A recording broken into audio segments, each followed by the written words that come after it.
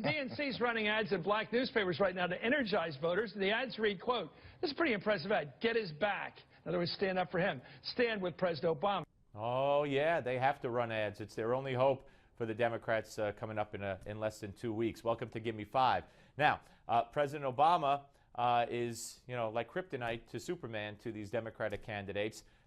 Chris Matthews will phrase it differently in a moment, but he's just amazed. And he's going to play a sound here of two Democratic senatorial candidates running away, literally, from Obama. Watch. Meanwhile, two more Democratic Senate candidates have on recent occasion denied him. Michelle Nunn in Georgia, Mark Vegas in Alaska appear to be following the Grimes playbook. Both candidates were recently approached on the street by Republican trackers, but refused to say if they voted for President Obama. Right. They pulled a Grimes. They wouldn't say, and a Sheehan in New Hampshire. I mean, haven't they learned their lesson?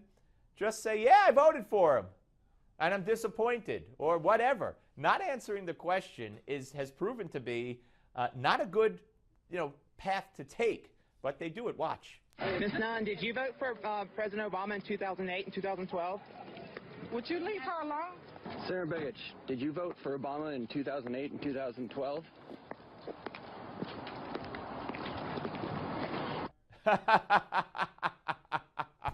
They won't even say whether or not. They don't even have an answer. What? What's that? Did I vote for who? President who? When? I mean, it's pathetic. Is this not pathetic more? That's the way people walk past guys trying to get a buck or a quarter from somebody.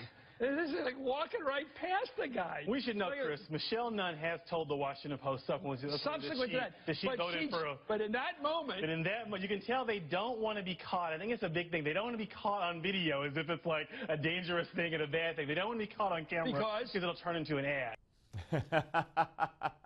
They don't want it to be turned into an ad, which leads Chris Matthews to a very interesting conclusion. It's like Obama's got Ebola. You don't want to be, I don't know, I wasn't near him, I didn't touch. Obama's got Ebola. That's an interesting one. It's like Obama's got Ebola. Well, Michael Savage, I think, coined the phrase Ibama or something like that. So maybe he got it from Michael Savage. But it is like Obama's got Ebola. Did you see those guys? Leave her alone. But I just want to know if she voted for Obama in 08 and 12. Leave her alone. How dare you badger her? And the other guy keeps walking. All right, now listen to this remark by Chris Matthews, because it's very interesting, and it's so dead wrong, as the late Ed Koch, mayor of New York City, would say, dead wrong. Watch. I don't think he's worried at the White House, because I think he gets it. I'm told he tells candidates in red states, do what you got to do. You're a young man. He's got a thicker skin. Exactly. I'll tell you that. Ron, he's got a thick skin to put up with this kind of treatment. They don't even know the guy. All right. He says Obama's got a thick skin. Wow, Obama's got such a thick skin. Look what these candidates are doing to him. No, he doesn't. Do we have that ready to go? Watch this. Well, look, here's the bottom line. We've got a tough map. A lot of the states that are contested this time are states that I didn't win. And so some of the candidates there, it is difficult for them to have me in the state, because the Republicans will use that to try to fan Republican turnout. The bottom line is, though, these are all folks who vote with me. They have supported my agenda in Congress. Does that sound like someone with a thick skin?